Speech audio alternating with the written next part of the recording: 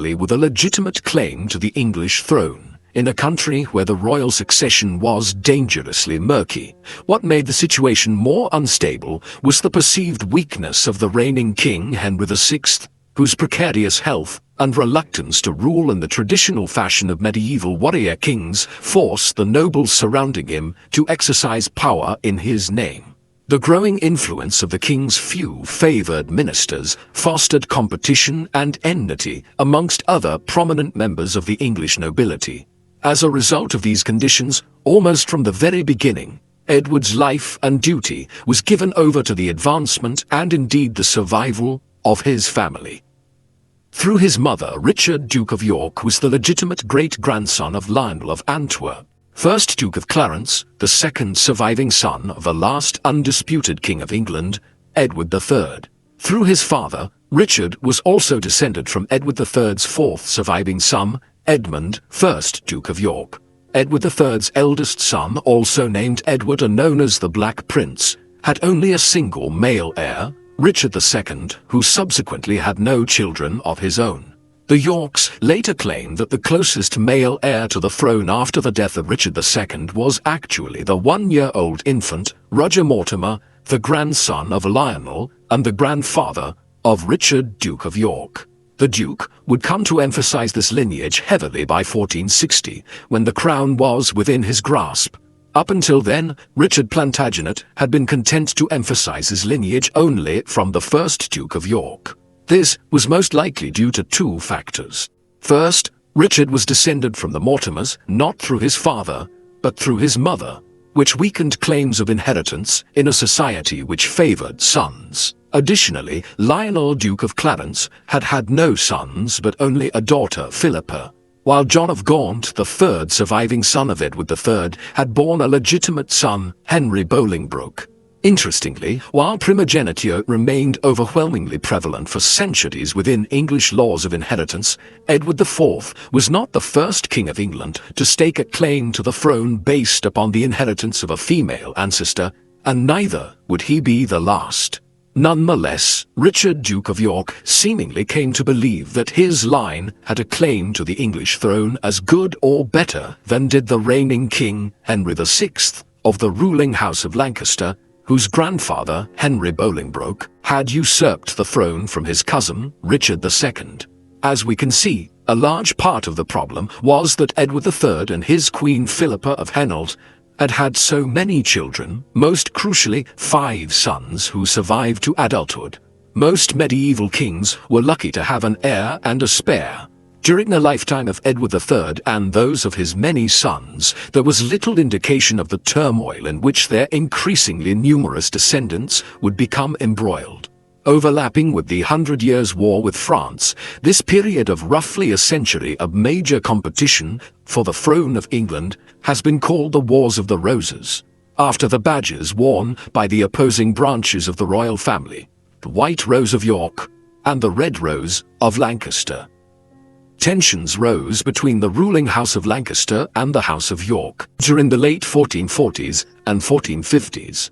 Edward's father, Richard, found himself frequently sidelined in favour of the Lancastrian Dukes of Suffolk and Somerset, who not only held the king's ear, but also received positions and preferments not extended to the Duke of York. In 1446, the Duke of York's command post in Rouen was given instead to Edmund Beaufort, Duke of Somerset, which some historians see as the beginning of the bad blood between York and Lancaster. What made this situation more problematic was that by the 1450s, the crown was deeply in debt to the Duke of York, to the tune of almost £100,000.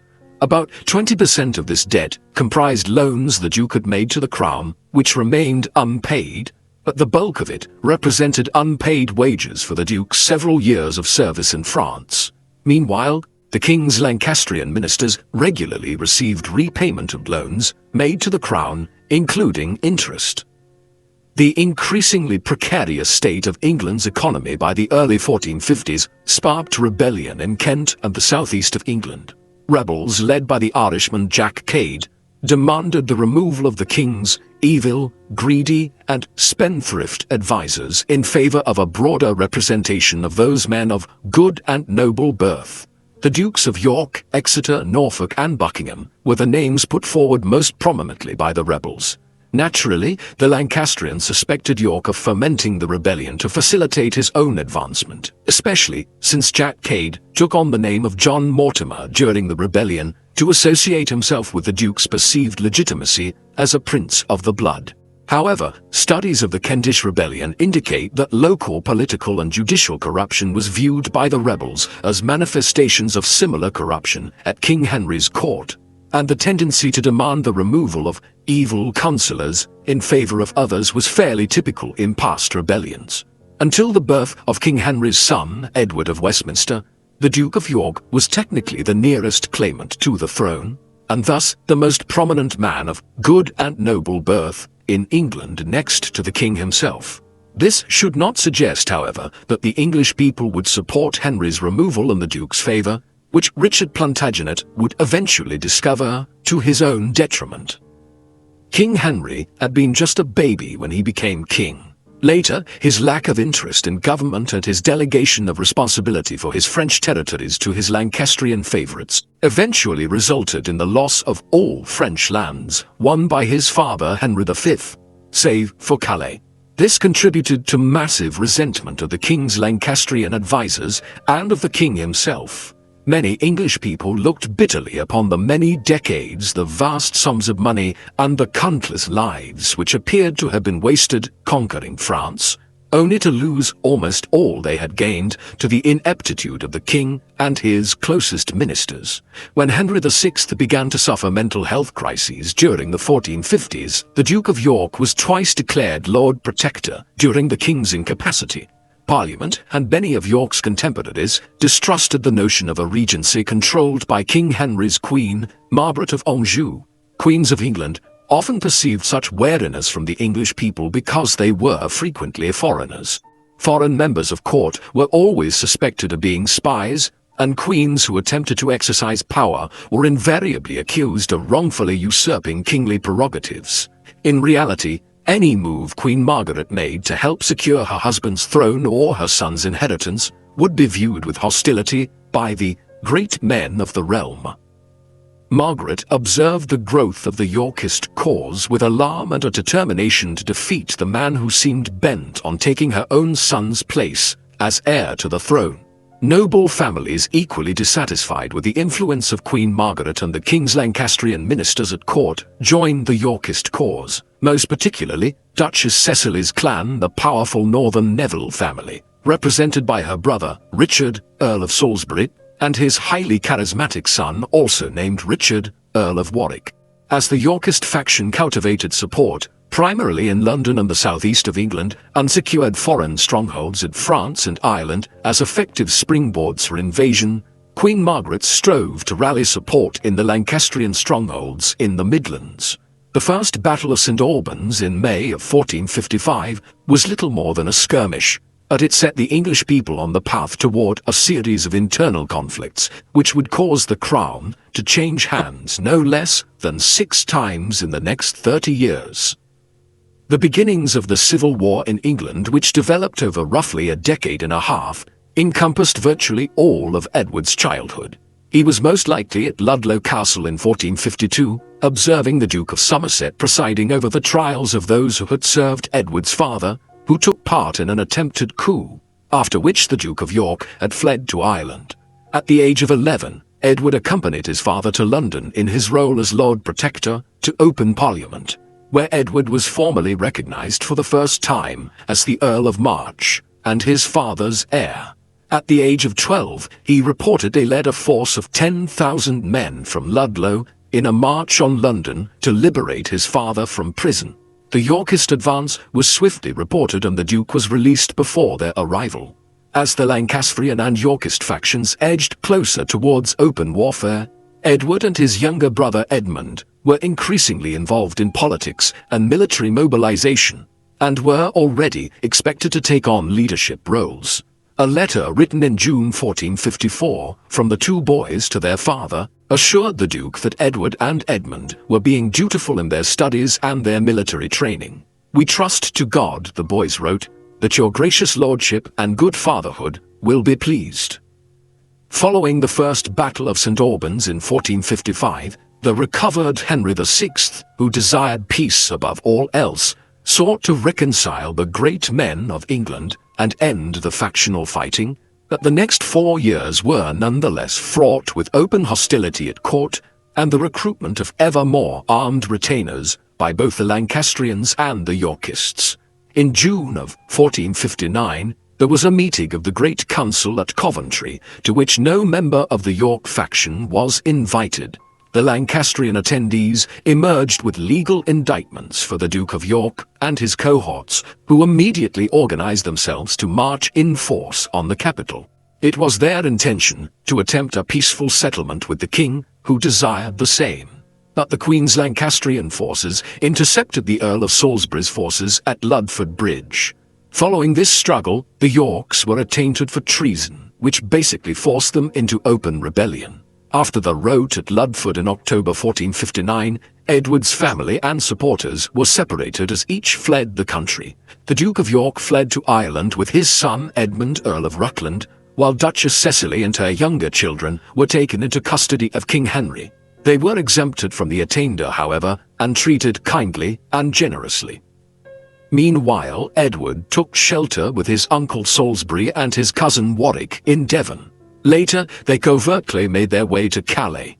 Warwick had been appointed captain of Calais during the Duke of York's second stint as protector, and thanks to Warwick's charisma and his skill at diplomacy and public relations, this last English stronghold in France was well reinforced with Yorkist supporters and sympathizers. Duke Richard likewise cultivated support for the Yorkist cause among the Irish earls, and within 6 months, the York faction were able to mount a successful invasion of England from both Ireland and France. Prior to the invasion, the Earl of Warwick spearheaded a widespread PR campaign to clarify the rebels' motives. He wrote dozens of letters and sent them to all regions of England. He also penned a manifesto to which he, Edward, and their respective fathers, the Dukes of Salisbury and York, all signed their names.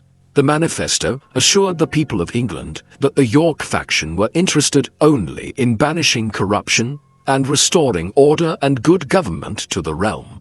They swore their loyalty to King Henry and their commitment to serve him, but protested that his evil counsellors had passed the sentence of attainder against the Yorks in order to profit from their loss and death. Edward and Warwick landed at Sandwich in late June of 1460, accompanied by 2,000 men. They began their march to London, gathering supporters as they went. They knew that King Henry was marshalling his troops and reinforcing his position at Northampton, and that even now Queen Margaret's forces were advancing on London. Margaret's army, however, had earned a fearsome reputation among the merchant class as well as the common people. News of the pillaging and burning of towns along their route to London terrified the people of the capital, and the city decided to keep its gates fastened against the Lancastrian army. This course of action proved preferable when it became known that the Earls of March and Warwick would arrive in London at any moment. Queen Margaret, betrayed by the English people, many of whom hated and feared her, and unwilling to force her way into the capital, retreated north once again. On the 2nd of July, Edward and Warwick were warmly welcomed into the city by London's mayor, the Archbishop of Canterbury, and other assembled dignitaries and spectators, while the wary and outraged Lancastrian garrison withdrew into the Tower. It seems highly unlikely that deposing King Henry and taking the throne for themselves was the goal for any of the Yorks at this point. It certainly does not seem to have been so for Edward and Warwick.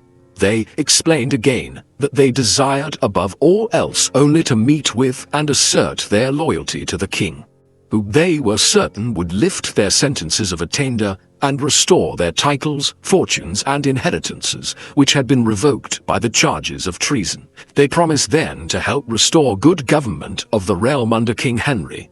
If, however, the king's counsellors persisted in setting him against the House of York, his loyal subjects, they would have no choice but to fight. A corporate loan of £1,000 was extended to Edward and Warwick from the merchants of London to pay the soldiers who would fight in the coming battle. This relatively modest sum is somewhat telling. It suggests that the people of the capital trusted Edward more than Queen Margaret, but probably not by much. Further, it illustrates that the people of London believed Edward and Warwick when they insisted that they had no plans to depose the king. For why would they fund such a venture? And if they were willing and desirous to have Henry deposed, why would they not have given the Yorks a more generous loan? 2 days after his arrival, Edward led his army out of London, arriving at Northampton on the 9th of July. Warwick was sent to negotiate with the Duke of Buckingham, who was quite unwilling to allow Warwick to see the king. There seemed to be no other course but to fight. Edward, Warwick, and Warwick's uncle William Neville, Lord Fauconberg, each led one of 3 troop columns. The Yorks seemed to be facing an uphill battle at Northampton. They were outnumbered at least 2 to 1. The king's forces occupied a reinforced position and had the use of several large cannon. The Battle of Northampton was, in fact, the first military engagement in English history in which field artillery was actually present on the battlefield. Unfortunately for the Lancastrians, the 10th of July 1460 was an excessively rainy day, rendering their cannon useless. Further, the vanguard, commanded by Lord Edmund Grey, defected to the Yorkist side early in the battle, shifting the momentum quickly in the favour of York. With these rather fortunate advantages, the struggle lasted little more than half an hour. The number of casualties were not reported on the York side, which might suggest that they were minimal. 300 men fell on the Lancaster side, including the Duke of Buckingham, and all of the other high-ranking royalist captains. Edward and Warwick found King Henry in his tent, having been captured and detained by a Yorkist archer. They greeted him respectfully, and informed him that they had come to escort him back to London, though he was still the king. Henry was now effectively Edward and Warwick's prisoner. The Yorks entered London once again on the 16th of July in triumph. After the Lancastrian garrison at the Tower surrendered, the Yorks issued writs summoning Parliament for the 7th of October, where they planned to reverse the attainders of treason cast upon them by the Coventry meeting of June 1459. This was indeed the first act of the Parliament, which met in October of 1460. Edward, Warwick, and all the rest of the Yorkist supporters seemed content with this state of affairs, and it seems doubtful that any of them would have considered that deposing the king would be a good idea. King Henry was their greatest political asset, and as long as they could keep the most powerful and troublesome Lancastrians from court and sufficiently intimidated, their influence and prosperity was assured.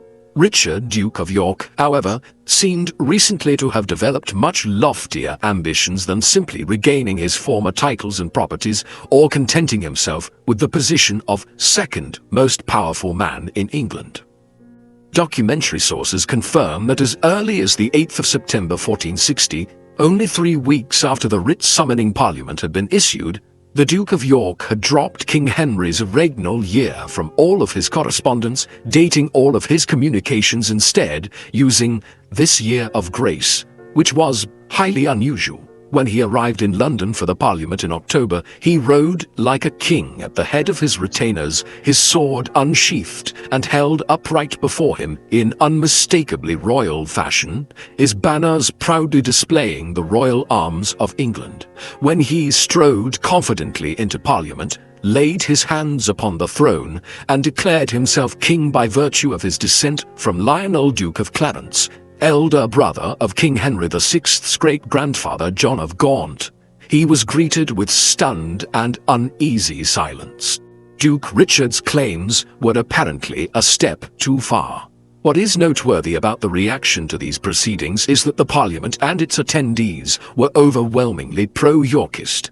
Yet they clearly still had no desire to revisit the instability of a usurpation, nor were they willing to repudiate solemn oaths of loyalty, which they had all sworn to King Henry. Edward was almost certainly present at this historic Parliament, and one can only imagine what he thought of his father's actions in that moment. But if the reactions of York's Neville relations are any indication, It is possible that he was as embarrassed and taken aback as they, for, whether or not they knew of the Duke's intentions, neither Salisbury nor Warwick spoke a word or made any gesture in support of the Duke's claim. The Commons declined to deliberate on such academic matters of succession, leaving it to the Lords to decide. Most of the power brokers present distrusted and disliked Margaret of Anjou, and had clearly bought into the convenient rumours that her son, Edward of Westminster, was not King Henry's son, and was therefore illegitimate. With the Act of Accord, Parliament ultimately recognised the Duke as the legitimate heir to the throne upon Henry's death, but would not consent to the deposition of the king. Parliament of the Yorks had reckoned without Queen Margaret, however, whose suspicions that the Duke of York sought to dethrone her husband and disinherit her son had now been totally confirmed. She began to marshal her forces in the north of England, and loyal Lancastrians flocked to join her army at Hull. Most problematic for the Yorkist cause was that their main holdings and properties were in the north, and many of them were now being raided and despoiled by the Lancastrians. In early December, the Duke of York departed for the north at the head of his army, together with his son Edmund and his brother-in-law Salisbury. Meanwhile, Edward was sent to Wales to recruit troops, and Warwick stayed behind to hold London. Then, at the news of his father's death at the Battle of Wakefield, Edward prepared to depart for London, but changed his plans to meet the advancing forces of Jasper Tudor at Mortimer's Cross. Following Edward's victory, he learned of the unfortunate losses suffered by Warwick and his men at the Second Battle of St. Albans. Warwick had been wounded, and King Henry had been recaptured by the Lancastrians, but the city of London had shown her Yorkist colours once again, and shut their gates to Margaret of Anjou. Now that his father was dead, the 18-year-old Edward was the heir to the House of York. They had secured the capital and still had the support of many in Parliament, but they had lost King Henry, who had been the pivot around which Yorkist authority had coalesced. It may be convincingly argued that Edward believed that the only option now was to assume the throne himself. He had not been the one to set his family upon this path, but they must seemingly stay on it or be destroyed. Edward almost certainly understood, as did the rest of his family and his supporters, that if they yielded the throne back to King Henry, none of them would be likely to survive the wrath of Margaret of Anjou or other loyal Lancastrians. He had not intended to assume the throne, but the fact that he acted quickly and decisively when he believed it necessary testifies to his confidence. Given the popular disaffection with the regime of King Henry VI, as well as popular dislike of his queen, perhaps Edward believed that he could only do better. The fact that Edward was essentially thrust upon the throne by the actions of his father, and the vagaries of circumstance should not suggest, however, that he found becoming king unwelcome, or that he in any way hesitated to exercise the powers and prerogatives of a king when the opportunity arose. Edward's entry into London on the 26th of February 1461 and the events of the next 9 days were carefully choreographed. Both he and Warwick were warmly received by the people. One chronicler reported a verse being sung in Edward's praise among Londoners in the days following his arrival.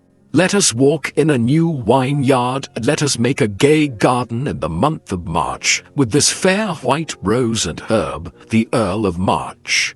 Edward's lineage and its superiority to the lineage of the Lancastrian usurpers was emphasized in public speeches. On the 3rd of March, the new Great Council, thrown together rather quickly, met and agreed to accept Edward as king. On the morning of the 4th of March, he attended Mass at St. Paul's before processing to the Great Hall at Westminster. There, the Archbishop of Canterbury administered Edward the oath. He was draped in royal robes, crowned with the cap of a state, and took his seat upon the king's bench, scepter in hand. After this rather rapid coronation, the more formal incarnation of which would come a few months later, Edward IV was proclaimed king throughout the capital. Just 2 days later, dozens of proclamations, writs and letters were sent out to help consolidate the new Yorkist regime. The English people were invited to pledge their loyalty to the new king. All who had served in the Lancastrian cause against the Yorkists were promised a full pardon and the retention of their property on condition they submit to the new monarchy, except for a short list of roughly 24 high-ranking Lancastrians and anyone with an income of more than 100 marks per year, which was virtually all of the nobility and gentry. Using this strategy, Edward placed far more pressure on the English elite to support his right to rule. Further, it was decreed that anyone who killed or captured and handed over a high-ranking Lancastrian enemy to King Edward would receive a reward of £100. These measures were effective to a point, but there was still far more to do to bring England under Edward's control. The Yorkists held London and the southeast, and were steadily cultivating greater support in the south, but Wales and the north of England remained a patchwork of Lancastrian, Yorkist, and regional loyalties, which would take more time and effort to subdue and stabilize. Additionally, the general instability wrought by civil war in England had emboldened the Scots to begin raids and hostile incursions over the northern border. Edward had less than 3 weeks in London to plan his next move before he went out on campaign again.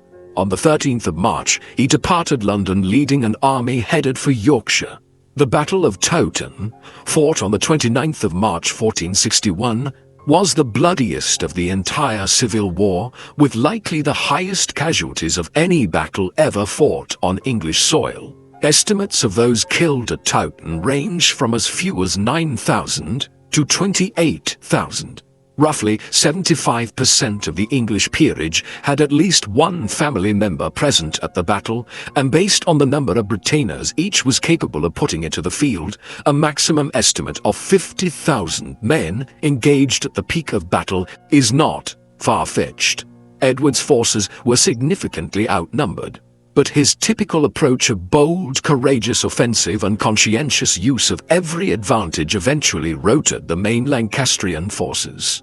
The armies of Lancaster occupied the higher ground, but the Yorkist archers took advantage of the harsh, bitter winds and snow blowing into their enemies' faces, unleashing a barrage of arrows into the Lancastrian ranks. Meanwhile, the high winds and reduced visibility rendered the Lancastrian archers nearly useless. Incensed, they charged down the hill towards the enemy, and Edward's army rushed out to meet them. The battle raged all day, but despite their superior numbers, the Lancastrians were eventually defeated, and the survivors were routed by nightfall. Towton constituted a major consolidation of Edward's power. It precipitated the flight to Scotland of Henry VI, Margaret of Anjou, and their son Edward of Westminster. It had cut a swathe through the English nobility and crippled their ability to resist the new Yorkist regime. It had loosened the Lancastrian grip on the north of England by removing the royalist northern earls, leaving the region open to greater control by the Yorkists. Some Lancastrian loyalists had escaped, but many had fled the country with the royal family. Finally, Towton had allowed Edward to cover himself in glory and legitimate his claim to the throne, not just by right of birth, but by right of conquest as well. Edward's reign lasted roughly 2 decades and is unique in English history. He is the only king of England to have ever won the throne, to have lost it, and to have later won the throne a second time. Consequently, his reign is typically organized historically into 2 periods: his first reign and his second reign. Edward's rule was strengthened after his victory at Towton, but Lancastrian resistance remained a pressing issue for the next 3 years. The regions of Northumberland and Wales proved to be particularly staunch supporters of Lancaster and difficult to subdue. Edward largely delegated the quelling of these ongoing regional rebellions to his lieutenants, particularly during his first year as king, when he was busy taking the reins of government and management of the kingdom's legal and financial infrastructure in hand. Edward presided over his first parliament in November of 1461, at which his legitimate right to the crown was proclaimed. The Lancastrian line was characterized as one of usurpation and the increasing degeneracy of the realm was noted. As far as conditions surrounding England's economic and local judicial affairs were concerned, Edward was not exaggerating. Under Henry VI's government, royal revenues had fallen to less than a quarter of what they had been at the end of the previous century. The constant wars with France and the instability of English politics had taken their toll on the 15th century economy in England. Worse still, justice was just as uneven, inefficient, and as tainted by corruption as it had been during the Kentish Rebellion a decade before. Edward vowed to take this disastrous situation firmly in hand. To a significant extent, Edward did endeavour to keep these promises. His repeated attendance in the court of the King's Bench was remarkable enough behaviour for a king to be discussed amongst contemporary London commentators. He exhorted the great men, whom he generously gifted with duchies and earldoms, to oversee the equitable and ethical dispensation of justice. That, in reality, local control was almost complete and the king's control of individual regions was tenuous, held together only by the strength of Edward's personality and the loyalty he strove to cultivate through generosity and magnanimity. Edward was also the first king to introduce the methods of privatization to the management of royal lands and finances, although the Tudors, beginning with Henry VII, tend to get most of the credit for this kind of innovation. The fact that Edward IV was never raised or groomed to be king explains much about his approach to royal revenues, which he handled as if they were a privately owned estate, rather than continue the medieval practice of collecting fixed rents from tenant farmers who were typically allowed to keep any profits. Edward instead hired stewards and receivers to whom he paid wages in order to collect all profits. Further, royal revenues were now paid to the king's personal household account rather than the royal exchequer. Edward was also the first king to invest his own money in various business and finance ventures, in much the same manner as any merchant. In this manner, he reduced the likelihood that he would have to rely on parliamentary taxation for funding. And by the middle of his second reign, he had managed to chip away at most of England's debts. Unfortunately, he had also piled up some of his own. Edward understood that he was expected to fit the image of the splendid medieval warrior king. He had displayed impressive bravery and skill on the battlefield, and now he was determined to outshine Henry VI in every other way as well. Edward therefore spent consistently and lavishly on fine clothes, rich jewels, exquisite tapestries, plate, and fine furnishings for his palaces. He succeeded in cutting an immensely impressive figure, especially compared to the notably frail, confused, and shabby King Henry when his power was at its final ebb. For Edward, it was crucial that both his subjects and foreign dignitaries should see him as the ideal king. He understood that the image of prosperity would make loans far more accessible to the crown, and that the valuable assets he was accumulating could serve two purposes: as financial collateral and as a means to impress visitors. The expense that it took to secure such magnificence meant that by the time of his death, Edward left the treasury only marginally better off than he found it. Edward was barely 19 years old when he assumed the throne, and as a young man, he was sometimes more apt to pursue his pleasures than immerse himself in the day-to-day nitty-gritty of governing. Edward was fond of riding, hunting, jousting, and feasting and drinking with his friends. Luckily, his love of the table did not affect him adversely as a young man, since he was highly active and athletic. Edward also kept quite a few mistresses during his reign, although only a few are known by name. Lady Elizabeth Lucy was Edward's mistress for many years, both before and after his marriage, and he had two illegitimate children by her whom he acknowledged, Arthur and Elizabeth. Other well-known mistresses of Edward's include the married Lady Buckler, Eleanor Talbot, and Elizabeth Shaw, known more popularly as Jane Shaw. In the first few years of Edward's first reign, when he seemed to want to play rather than work, he had the habit of delegating many political duties to the highest-ranking and most trusted great men. in the Yorkist faction, principally Richard Neville, Earl of Warwick. Warwick was highly intelligent, capable, and had been crucial to both the military and propaganda campaigns of the Yorkist cause.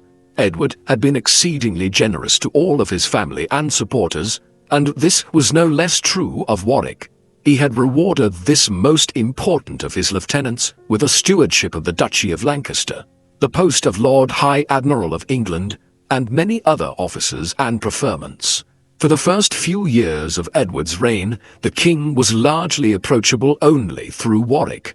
This contributed to the conviction of many contemporary observers, and almost certainly Warwick himself, that he, rather than Edward, was the real ruler of England. His active involvement in the success of the Yorkist cause and his execution of Edward's policies and administration during the early years had earned him the label the Kingmaker. No doubt, Warwick had been pivotal to Edward's accession to the throne and to the consolidation of Yorkist power during Edward's first reign, but perhaps these facts caused Warwick, as well as some of Edward's biographers and historians, to forget the reality that Edward was not his puppet, that very much his own man, with a mind and a will of his own. Chief among Warwick's early grievances with Edward involved the king's marriage. Warwick had in mind a prestigious royal marriage to a French princess for Edward, and he also favored a pro-French trade policy, which he worked assiduously to cultivate. When Edward declined to follow Warwick's advice in these matters, it drove a wedge between them, which steadily worsened during the later 1460s. The first blow came in the summer of 1464, when, to forestall any arrangement of a royal marriage, Edward abruptly announced that he had wed Elizabeth Woodville, the widowed Lady Grey, in secret at her family's home some weeks previously. Not only did this inconvenience and embarrass Warwick, who had been negotiating for a French princess on the king's behalf, but it showed that the still youthful 22-year-old Edward was far less pliable than Warwick had believed. The king's marriage was controversial to most of his court. Elizabeth was not only a widow with 2 young sons, but her late husband had died fighting for the Lancastrians. Her father, Sir Richard Rivers, was not a nobleman, but a common knight who had wed the noble widow of the Duke of Bedford, Jacquetta of Luxembourg. Elizabeth was, critics said distastefully, no fit consort for a king. More troubling to Warwick and other high-ranking Yorkists was the large family that the new queen brought with her. Her numerous siblings and later her many children were soon betrothed in the most prestigious matches that the English nobility could offer, stimulating much jealousy, resentment, and concern that there would be far fewer advantageous marriages to be arranged for the children of the Yorkist peerage. Elizabeth and Edward, however, showed every sign of their happiness and obvious love for one another, despite the furore that they had wrought in the court and across the country with their unconventional and socially unequal marriage. Reportedly, Edward was immediately smitten with Elizabeth. In portraits and illustrations, she seemed to have had golden or reddish blonde hair, and one chronicler described her as the most beautiful woman in the island of Britain, with lovely heavy-lidded eyes. The most famous portrait of Elizabeth Woodville, displayed at Queen's College at Cambridge, shows a face with very fine features and what appear to be warm, light brown eyes. The painting is believed to be a copy of one painted from life in 1471, but again, the details of her appearance, like those in Edward's portraiture, might not be quite accurate. Edward, a notorious libertine with women at the best of times, was said to have propositioned Elizabeth very soon after their first meeting, when she had petitioned him for the return of her husband's property following his death. The story goes that Elizabeth had initially refused to submit to Edward's desires, defending her honor quite literally with a knife. Obsessed and unable to forget her, the young king then offered her marriage. What is remarkable about this particular royal marriage is the ease with which Edward could have bedded and discarded Elizabeth. He could easily have denied or repudiated a marriage conducted in secret had he wanted to, especially one so disadvantageous and guaranteed to be opposed by almost everyone. The most reasonable explanation for the fact that he did not was that he loved Elizabeth and had no wish to marry anyone else. Their marriage was a prolific one. producing 10 children over 14 years, 8 of whom survived infancy, and 5 of whom survived their adolescence. Nonetheless, Edward continued to take mistresses with regularity even after his marriage to Elizabeth Woodville, which no doubt strained their relationship, but which did not appear to unduly upset the close and happy family life which both Edward and Elizabeth worked to cultivate. Edward's marriage had alienated and inconvenienced Warwick, but he was perhaps made angrier by the king's decision in 1467 to pursue a Burgundian trade policy rather than a French one. To Warwick's dismay, Edward cemented his new alliance with Duke Charles of Burgundy by giving him his sister, Margaret, in marriage. Warwick grew sullen and resentful in the ensuing years and began to look to Edward's younger brother George, Duke of Clarence, as a more promising replacement for the king he could not control. In 1469, Warwick and Clarence began circulating a rumor on the continent that Edward was illegitimate, in order to plant the seeds of doubt which might clear George's path to the throne.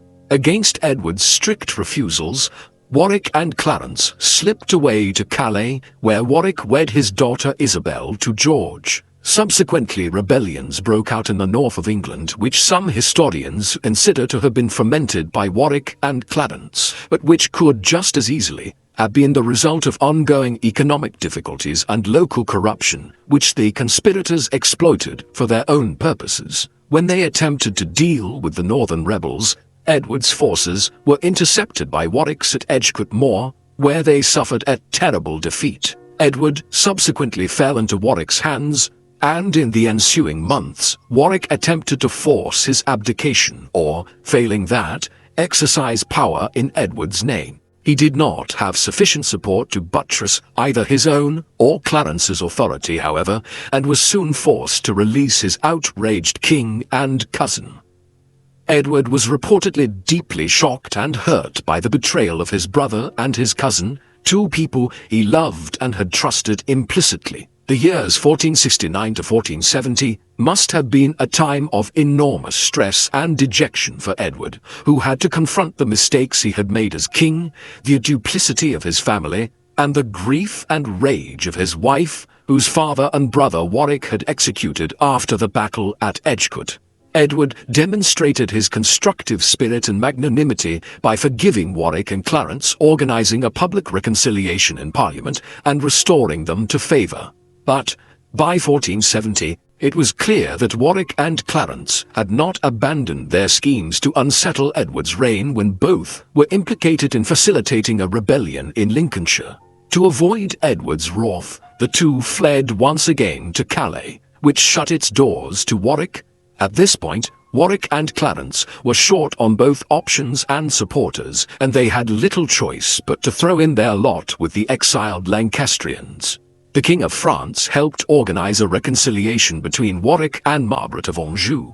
Together, they planned an invasion of England and arranged the marriage between Warwick's daughter Anne Neville and Margaret's son Edward of Westminster. Unfortunately, Edward was in Yorkshire dealing with another rebellion when Warwick invaded the capital. Queen Elizabeth and her 3 young daughters Elizabeth, Mary and Cecily fled into sanctuary at Westminster Abbey, and Henry VI was released from the Tower, where he had been imprisoned since his capture in 1465, and was reinstated as king. The second reign of Henry VI was short and turbulent. The terribly fractious mix of Lancastrians and Yorkists made the imperial centre weak and inefficient. Within less than a year in exile in Holland and Flanders respectively, Edward had gathered sufficient strength to retake England once more. Edward arrived in London in early April of 1471, where he reconciled with his brother. George had been alienated by the plan to reinstate Henry VI, most likely because he saw no profit in it for him. His mother and sisters had assured him in secret communications that if he threw himself on Edward's mercy, he would be welcomed back into the family fold. Edward then marched his men out of London to face Warwick and Margaret of Anjou on the morning of Easter Sunday, under a near impenetrable fog which he used to his full advantage. Edward's forces defeated Warwick's at the Battle of Barnet.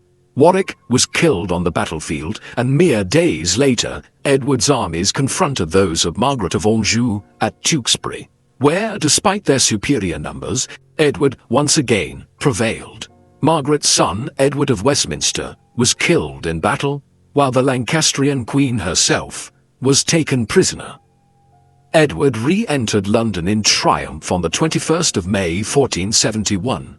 He went immediately to Westminster to be reunited with his wife and children.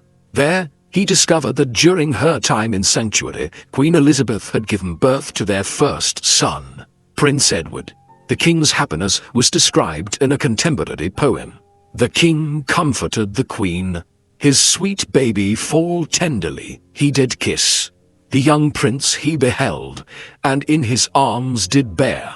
Thus his bale turned him to bliss. After sorrow joy the course of the world is. The sight of his baby released part of his woe. Thus the will of God in everything done. Edward had survived his deposition, fought the final battles of his military career, regained the throne, and thankfully his family had been kept safe. But the ugliness necessary to preserve his power was not yet complete. That very night, King Henry VI was murdered in the Tower. Most historians agree that it was most likely done on Edward's orders by means of a hard and swift blow to the back of the head. While Henry's son, Edward of Westminster, was still alive, there was no point to killing Henry, an action which would remove an imprisoned heir and create a new one who was already walking free. Now that his son was dead, Henry could be safely removed. Some historians believe that this dark deed was carried out by Edward's younger brother, Richard, Duke of Gloucester. Intelligent, ambitious, and reputedly ruthless, Richard had remained steadfastly loyal to Edward, which makes his later alleged crimes against his nephews, remembered as the princes in the Tower, all the more heinous and puzzling. Now, Edward IV was king indeed. His second reign, which lasted for the remaining 12 years of his life, was somewhat more placid than the first, and greater domestic peace allowed him to focus more intently on the reforms he had not fully achieved during his first decade on the throne. Edward continued his work to improve the rule of law, making a point of accompanying officials to oversee the reform and administration of justice, particularly in regions where unrest and rebellion had penetrated.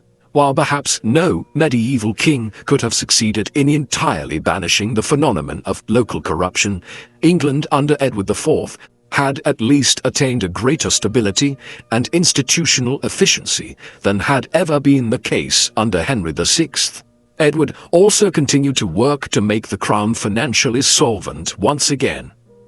In addition to his innovative strategy of privatization of royal lands and finances to increase profits, sometimes Edward's methods of revenue raising were less than honest. The confiscation of Lancastrian lands and assets were par for the course with any regime change, and these brought in a great deal of revenue. But the king frequently had to award them to his brothers and supporters to keep them happy. Edward frequently made use of benevolences, which were payments to the king to avoid military service. Further, Edward made sure that when the English coinage was revalued during his reign, he raised the minting fees on gold and silver coins, which brought him a handsome profit. The king was also not above petitioning Parliament for funds in order to go to war, but then promptly making peace with his supposed enemies and appropriating the parliamentary grant to swell the royal coffers. This is precisely what he did in 1475 when he undertook an invasion of France. It does not appear, however, that this was his intention from the beginning. Edward was a military man and a great general, and no doubt he was attracted to the idea of victory and martial glory in France, which would ensure his fame and immortality alongside Henry V and Edward III. He spent years cultivating military alliances with Burgundy and Brittany against the French king, and made great efforts to foster peaceful relations with the Scots so that they would not invade England in France's favor. Yet, by the time Edward finally made it to France, accompanied by all his nobility and their retainers, his allies had deserted him. His subsequent decision to sue for peace was a pragmatic and intelligent decision which secured the best possible outcome Edward could have wanted given the circumstances. No money was wasted in any protracted campaign, and the king, Louis XI, had been so anxious for the English to leave that he agreed to a generous tribute of £15,000 and an additional £10,000 per annum, and a marriage between the Dauphin and Edward's eldest daughter, Elizabeth, who would receive a jointure of £60,000, an absurd and unprecedented sum for a royal marriage. Edward's captains and the English people, however, saw it very differently. Many were alienated by Edward's decision not to fight the French and viewed his peace strategy as a sign of cowardice and a cause for shame. The nobility was soon pacified by the economic advantages of the peace from which they benefited. But Edward's broader popularity suffered a significant dip after 1475, and he began to gain a reputation for avarice and greed. Still, the results of the French campaign ensured that Edward never again had to petition Parliament for funds, and it ensured that when the king died, he would not leave his heir with a mountain of debts. However, thanks to his own profligate spending, the royal treasury only had about £1,200 in cash upon Edward's death. Worse still, Edward's relationship with his brother George deteriorated significantly in the ensuing years. Edward refused to allow his brother to marry the heiress of Burgundy, as he was still fearful that given the power and the opportunity, his brother might still challenge him for the throne.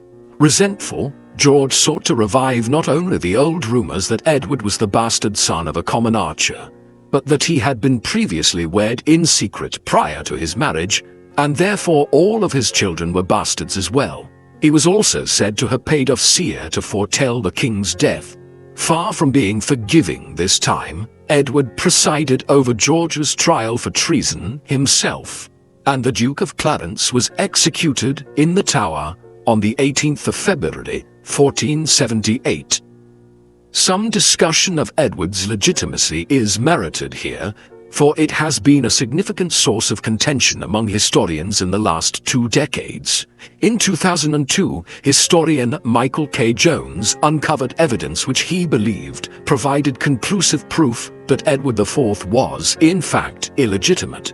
The parish records of Rouen Cathedral indicate that roughly 9 months before Edward's birth, in April 1442, during a crucial 5-week period when Edward was likely to have been conceived, Richard, Duke of York, was on campaign in Pontoise. However, this evidence also rests on several assumptions, none of which can be verified for certain. First, Jones assumes that Duchess Cecily remained in Rouen for the entirety of the period, or that Duke Richard did not return at any point during the Pontoise campaign, neither of which can be confirmed. Further, we know that Duchess Cecily had just lost her second child, a son named Henry, who lived only a few days. Cecily and Richard had departed England for Rouen shortly after the child's death. The Duke and Duchess had grown up together in the same household, and while their marriage had been arranged since they were children, their relationship was as close to a love match as an arranged marriage in the medieval period could possibly have been. The notion that Cecily would have had an affair, betraying the husband she ostensibly loved, while still grieving for her dead son, strains credulity somewhat.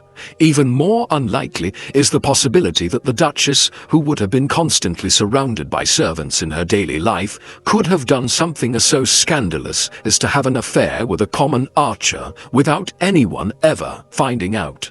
While the Rouen Cathedral Register is a compelling piece of historical evidence, it is far from conclusive, and most historians still continue to accept Edward IV was of legitimate birth. After all, the rumors of Edward's illegitimacy first appeared in 1469, when Warwick was attempting to place George on the throne in Edward's place.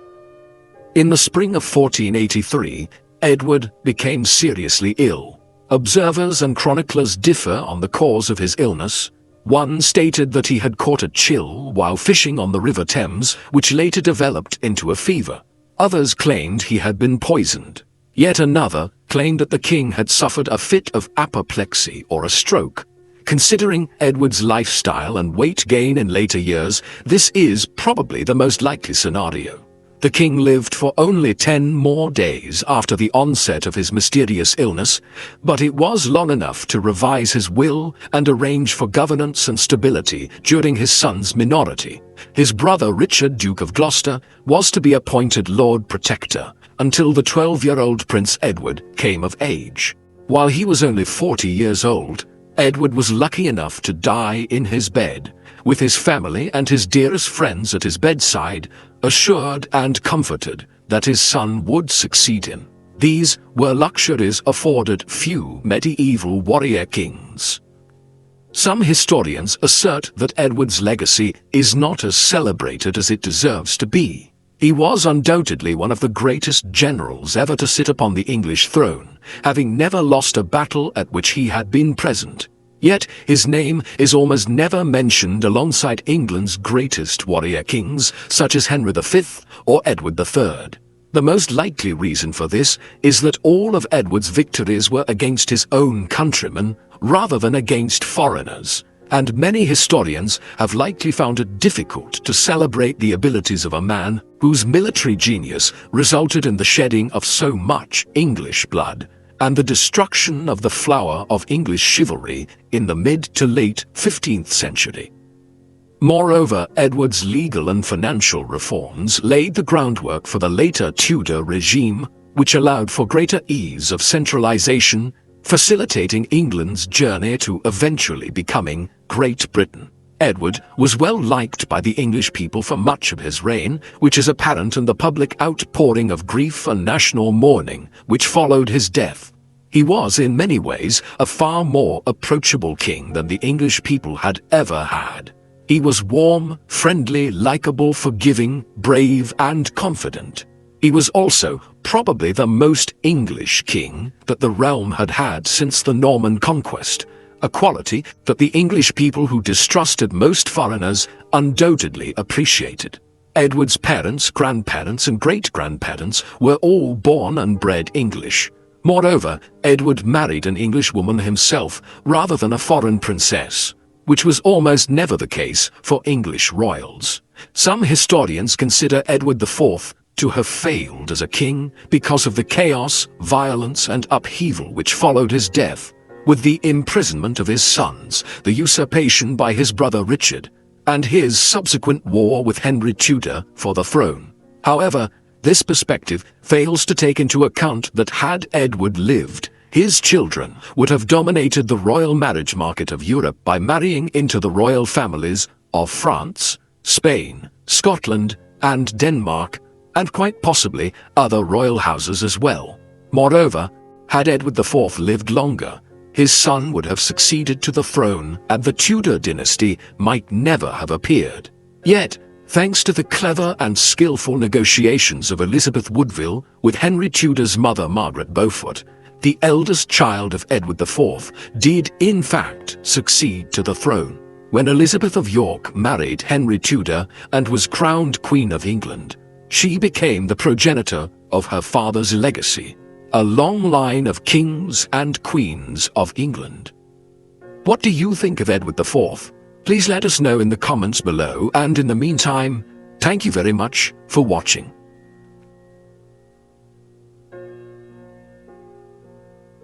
Hello guys, thank you so much for watching this video. If you enjoy our work and would like to support the channel, please visit our revamped Patreon and Buy Me a Coffee membership pages, which contain rewards such as early access to our content, merchandise discounts, and audio versions of our videos, along with much more that we give to our valued supporters. If you have not yet signed up to help our cause, we'd like to ask you to please consider doing so, as we need to secure the channel by safeguarding it from possible demonetization, to also invest in better equipment, software, and more people to help us improve our videos going forward. In short, without your contributions, these videos would not be possible. So if you would like to ensure this channel never has to shut down due to demonetization, please spare whatever you can per month and become People Profiles patrons. Thanks for listening.